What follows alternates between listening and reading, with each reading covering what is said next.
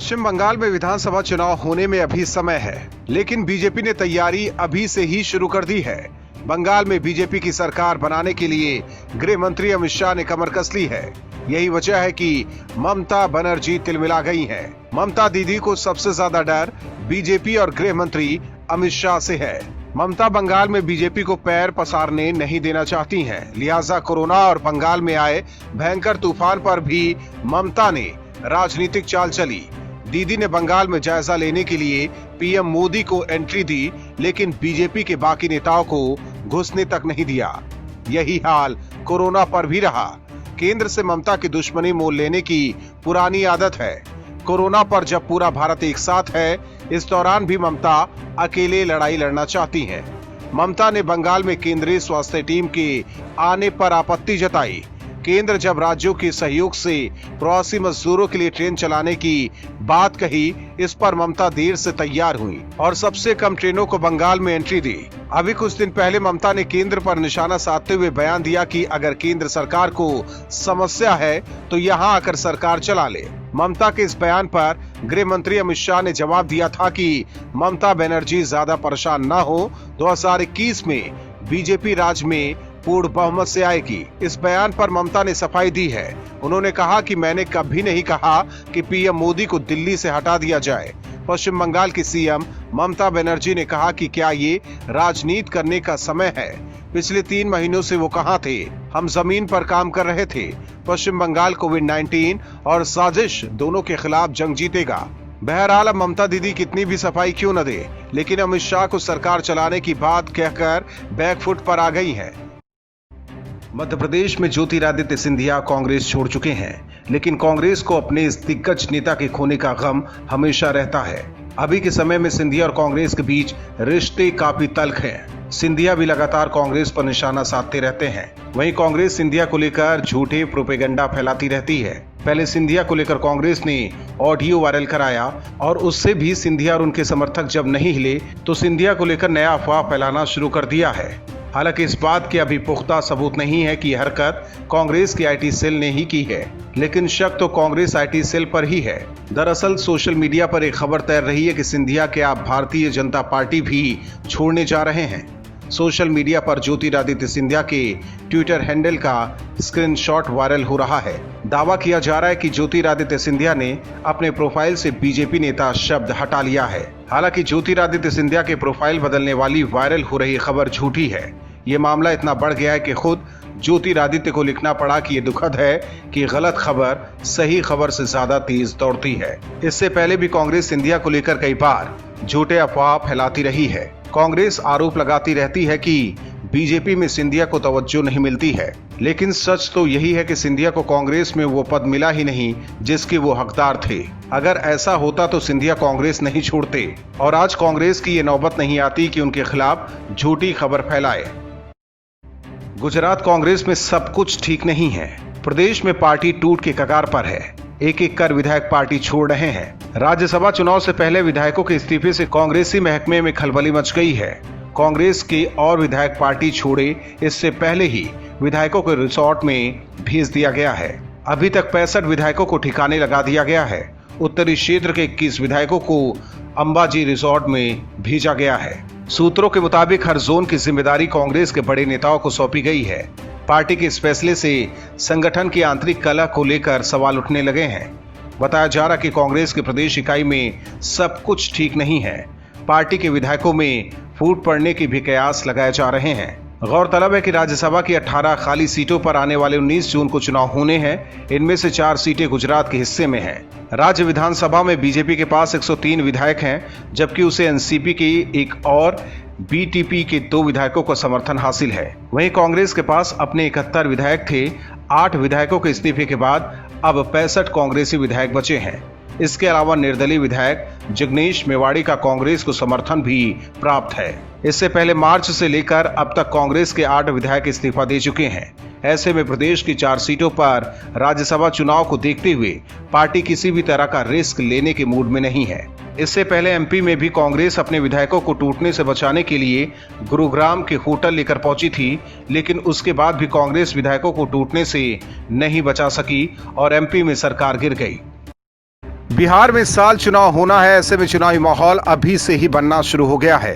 एक तरफ लालू के लाल का महागठबंधन है तो दूसरी तरफ नीतीश और मोदी के नेतृत्व में एनडीए है। सब कुछ पहले ही तय हो चुका है कि बिहार में एनडीए के सीएम उम्मीदवार नीतीश कुमार ही होंगे, लेकिन इसके बाद भी राजनीतिक हवा इधर उधर बहने लग रही है। लोक जनशक्ति पार्टी के अध्यक्ष चिराग पासवान का कहना है कि बिहार चुनाव में बीजेपी ही एनडीए का चेहरा तय करेगी।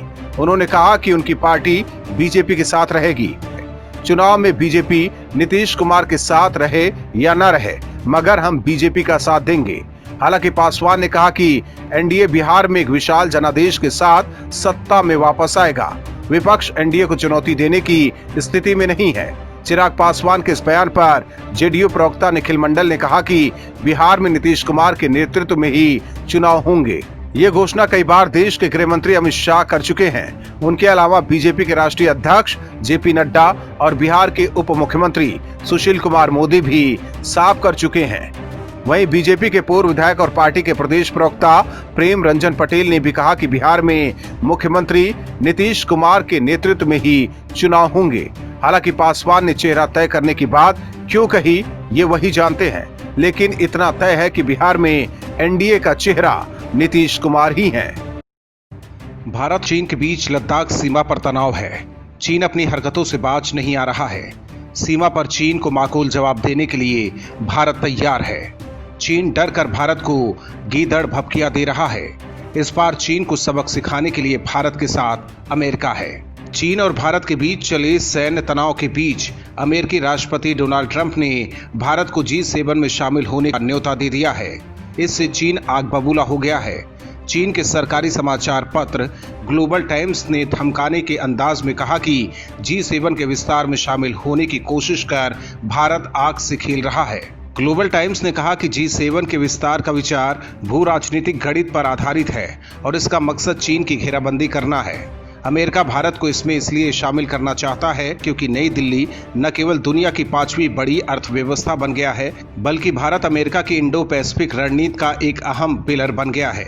चीन को इंडो पैसिफिक इलाके में संतुलित करने के लिए अमेरिका लंबे समय से भारत की भूमिका बढ़ाने की कोशिश कर रहा है। चीनी अखबार ने कहा कि भारत का ट्रंप की योजना पर सकारात्मक जवाब आश्चर्यचकित करने वाला नहीं है। बड़ी शक्ति बनने की महत्वाकांक्षा रखने वाले भारत की लंबे समय से बड़े अंतर्राष्ट्रीय मंचों पर भागीदारी की इच्छा रही है। सीमा पर भारत और चीन के बीच जारी ताजा तनाव को देखते हुए भारत अमेरिका के G7 विस्तार के विचार का समर्थन देकर चीन को संदेश भेजना चाहता है। ग्लोबल टाइम्स ने कहा कि जब से मोदी अपने दूसरे कार्यकाल में वापस आए हैं, उनका चीन के प्रति रवैया बदल गया है।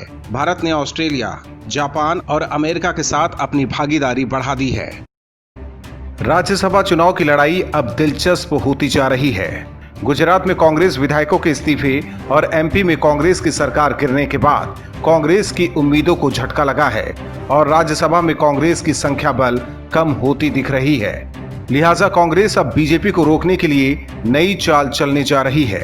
जनता दल सेकुलर के सुप्रीमो HD देवगौड़ा के दोबारा संसद भवन में दिखाई देने की उम्मीद है। कांग्रेस उन्हें कर्नाटक से राज्यसभा सीट पर समर्थन देने के लिए तैयार है। पार्टी के ये कदम आगामी राज्यसभा चुनाव में बीजेपी के खाते में एक अतिरिक्त सीट को जाने से रोकने के लिए किया है। कांग्रेस ने शुक्रवार को अपनी एक सीट के लिए पार्टी के दिग्गज नेता और पूर्व लोकसभा सांसद मल्लिकार्जुन खड़गे के नाम की घोषणा की। कांग्रेस दक्षिणी राज्य से एक उम्मीदवार को आसानी से उच्च सदन भेज सकती है। खड़गे 2019 के लोकसभा चुनाव में हार गए थे। वहीं राज्य में कांग्रेस और जेडीएस गठबंधन ने मिलकर सरकार बनाई थी। हालांकि ये गठबंधन सरकार ज्यादा समय तक नहीं चल सकी क्योंकि बड़ी संख्या में कांग्रेस विधायक बीजेपी में शामिल हो गए थे। खड़गे के समर्थन में वोट देने के बावजूद कांग्रेस के पास 14 अतिरिक्त विधायकों के वोट बचेंगे। पार्टी के विश्वस्त सूत्रों का कहना है कि इन वोटों का इस्तेमाल बीजेपी को रोकने के लिए किया जाएगा। सूत्रों का कहना है कि देवगौड़ा या फिर किसी दूसरे स्वीकार्य उम्मीदवार को पार्टी समर्थन दे सकती है। सूत्रों का कहना है कि जेडीएस ने अब तक कांग्रेस से संपर्क नहीं किया है, लेकिन दोनों पार्टियां मिलाकर एक दूसरे गैर बीजेपी प्रतिनिधि को राज्यसभा भेजने में सक्षम है। अगर दोनों पार्टियों के बीच इसे लेकर सहमति बन जाती है तो इससे विपक्ष की गिनती बढ़ जाएगी और ये सब राज्यसभा में बीजेपी को रोकने के लिए कांग्रेस कर रही है, क्योंकि राज्यसभा में विपक्ष कमजोर स्थिति में है। वहीं अब राज्यसभा में सिंधिया भी बीजेपी का प्रतिनिधित्व करते दिखाई देंगे, इसीलिए कांग्रेस देवगौड़ा पर दांव लगाना चाहती है। कोरोना महामारी फैलाने का आरोपी चीन अपने ही चाल में फंसता जा रहा है। अमेरिका और तमाम यूरोपीय देश चीन के खिलाफ लामबंद हुए हैं। भारत भी चीन से लोहा लेने के लिए तैयार है। अमेरिका के साथ ट्रेड वॉर में फंसा चीन भारत के साथ सीमा विवाद को बढ़ावा दे रहा है। दरअसल इन सब के पीछे चीन के राष्ट्रपति शी जिनपिंग की चाल है। चीनी राष्ट्रपति अपने देश में कोरोना को लेकर घिरे हुए हैं। चीन में राष्ट्रपति के खिलाफ जगह जगह प्रदर्शन हो रहे हैं। चीनी कम्युनिस्ट पार्टी में भी जिनपिंग को लेकर सुगबुगाहट है और उन्हें हटाए जाने की मांग की जा रही है। इसीलिए राष्ट्रपति अपनी गलतियों को छिपाने के लिए राष्ट्रवाद का कार्ड खेल रहे हैं। राष्ट्रपति ने चीनी आर्मी को जंग के लिए तैयार रहने का आदेश दिया। इन चीन जमीन की रक्षा करने का संकल्प लिया गया है। ये हास्यास्पद है क्योंकि चीन का कोई पड़ोसी मुल्क इस तरह की मानसिकता नहीं रखता। दरअसल ये सब चीनी राष्ट्रपति इसलिए कर रहे हैं क्योंकि चीन की माली हालत खराब होती जा रही है। चीन के कुल निर्यात का 70% सिर्फ अमेरिका को जाता है। दोनों देशों के बीच ट्रेड वॉर के कारण तनाव पहले से है। ट्रम्प चीन के कई सामान पर कस्टम ड्यूटी बढ़ा चुके हैं। यही नहीं, कोरोना वायरस के बाद ट्रम्प और सख्त हो गए। अमेरिकी सीनेट ने हाल ही में चीन स्थित अमेरिकी कंपनियों को बाहर निकालने का बिल पास कर दिया। इससे साफ है कि चीन में मैन्युफैक्चरिंग यूनिट घटेंगे। सस्ते मजदूर और पेशेवर माहौल के कारण दुनिया भर की कंपनियों ने चीन का रुख किया था। कोरोना वायरस ने हालात पलट दिए हैं। आईफोन जैसी कंपनी तो पहले ही भारत में यूनिट लगाने की घोषणा कर चुकी है। अब कई और नामी मल्टीनेशनल कंपनियां चीन से भारत की ओर रुख कर रही हैं। चीन के कुल निर्यात में भारत की हिस्सेदारी 3% है। चीनी सामान का विरोध फिर से शुरू हो गया है। आत्मनिर्भर भारत योजना से चीनी इंपोर्ट को झटका लगना तय है। अब भारत और अमेरिका को जोड़ दे तो 20% चीनी इंपोर्ट पर खतरे की घंटी बजती दिखाई देती है और इसी की सनक सीमा पर दिखाई दे रही है। Bureau report, OMH news. और भी वीडियोस देखने के लिए चैनल को सब्सक्राइब करें और बेल आइकन को दबाएं।